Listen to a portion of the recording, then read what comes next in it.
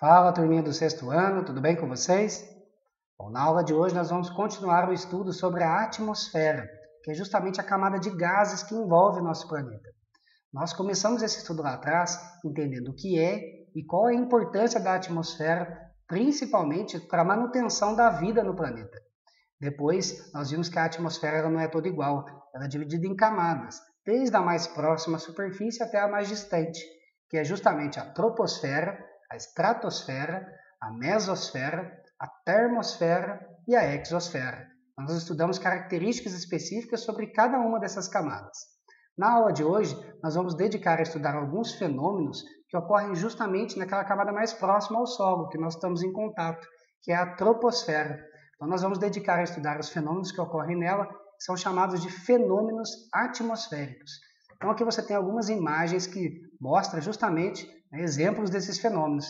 Então, você tem aqui a formação de nuvens e tempestades, os ventos, os tornados, os furacões. Então, todos esses fenômenos são fenômenos que ocorrem justamente na troposfera.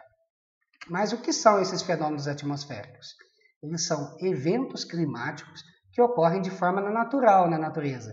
Não são criados pelo homem, muito embora o homem possa alterar a dinâmica desses fenômenos. Eles podem ser divididos em dois grupos.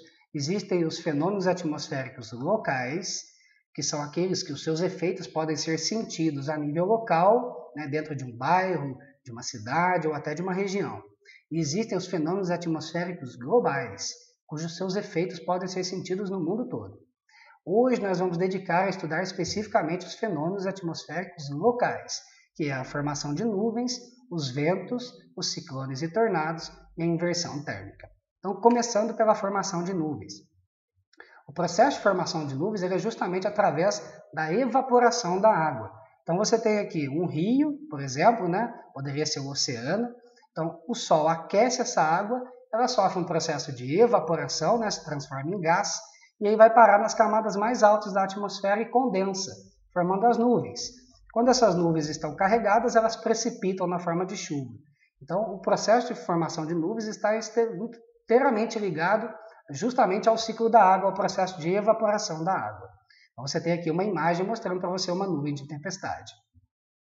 O nosso segundo fenômeno de hoje, que é justamente a formação de ventos. Por definição, o vento ele significa ar em movimento. E esse ar ele se movimenta de regiões mais frias do planeta para regiões mais quentes do planeta. Essas regiões mais frias nós chamamos de regiões de alta pressão. E as regiões mais quentes, as regiões de baixa pressão atmosférica. Então você tem aqui o globo mostrando para você justamente essas regiões mais azuis, mais verdes, são as regiões temperadas e polares, que são as regiões mais frias, onde tem a maior pressão atmosférica.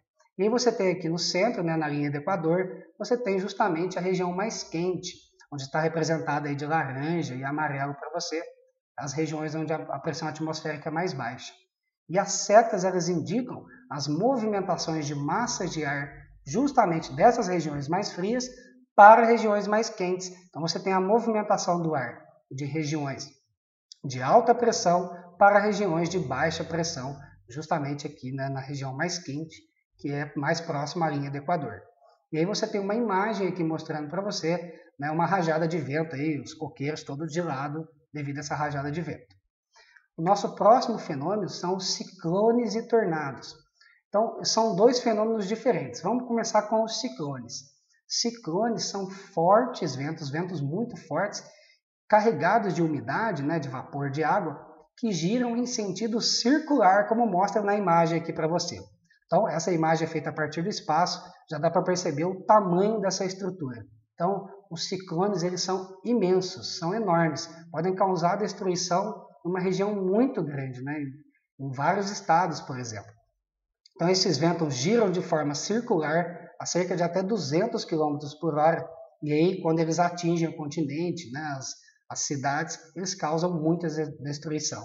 Aqui já tem uma imagem aqui do lado, uma região de litoral, que é justamente a região mais afetada, porque o mar fica revolto, então ele invade as praias, destrói casas, fora o vento também, que destrói as casas também. Então, você tem uma imagem representando aqui. Um dado interessante de falar é que ciclones eles podem ser chamados de furacões quando eles acontecem no Oceano Atlântico, que é o nosso oceano. e eles são chamados de tufões quando eles acontecem no Oceano Pacífico. São a mesma coisa, mas recebem nomes diferentes dependendo da região onde ocorre, tudo bem? Mas e os tornados? Também são formados, não são fenômenos motivados pelo rápido deslocamento de vento em forma circular. Só que a extensão dele é muito menor, você não vê ele assim no espaço como você vê um ciclone. Mas não se engane, a destruição dele pode ser ainda maior, uma vez que esses ventos podem atingir até 800 km por hora. Mas como eles se formam? Então tem uma imagem aqui representando para você, naturalmente o vapor de água. Quando a água, quando aquecida, então o ar e a água eles sobem para camadas atmosféricas, com a evaporação, eles vão para camadas mais altas da atmosfera. Quando esse vapor chega nessa camada mais alta, que é uma camada mais fria, cria-se ali uma região de baixa pressão. Lembre-se que o ar se movimenta de região de alta pressão para região de baixa pressão. Quando cria a região de baixa pressão, ele começa a atrair ainda mais vapor de água e massas de ar. Isso começa a girar em sentido circular, criando um funil até com que toque o solo. E aonde ele toca é justamente o que causa a destruição. Essa é uma forma até de a gente diferenciar os ciclones dos tornados. O ciclone ele vai causar destruição numa área maior, mais ampla, devido ao seu tamanho. E os tornados eles causam destruição numa região mais específica, só onde ele toca. Mas veja aqui uma imagem representando a destruição causada por um tornado nos Estados Unidos. Veja que as casas foram todas arrancadas, as árvores. Então, ou seja, apesar de serem destruição mais local, eles podem causar ainda mais destruição que os próprios ciclones. O último fenômeno de hoje, que é a inversão térmica, ele acontece principalmente nos períodos mais frios do ano, que é no inverno. Então, em dias normais, o que acontece? O ar quente aqui na imagem, mostra para você, ele fica retido mais próximo à superfície e aí mais acima você tem as camadas de ar frio. Quando é a época mais fria, isso se inverte. Então, o ar frio ele fica mais retido, próximo à superfície, próximo aí, aos prédios. Então, o ar frio ele fica mais próximo ao solo. E o ar quente troca de lugar, ele fica em cima. Isso vai impedir a movimentação de ar.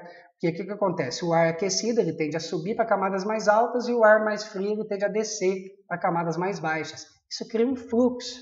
Então, quando é a época de inversão térmica, esse fluxo se interrompe, não tem movimentação do ar. Como as cidades geram muita poluição, essa poluição ela não tem como se movimentar, se dispersar e fica mais retida próximo ao solo.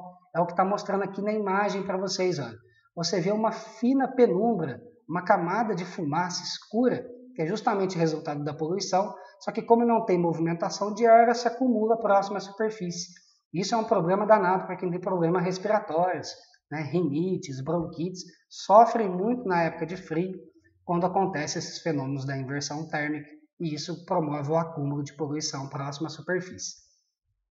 Isso aqui acontece principalmente, esse fenômeno, em grandes metrópoles, que produz grande quantidade de gases poluentes. Tudo bem? Então, eram esses os fenômenos que nós vamos estudar hoje. A partir da próxima aula, nós vamos estudar um pouquinho sobre os fenômenos globais. Tudo bem? Era isso por hoje. Fiquem bem aí, fiquem em casa.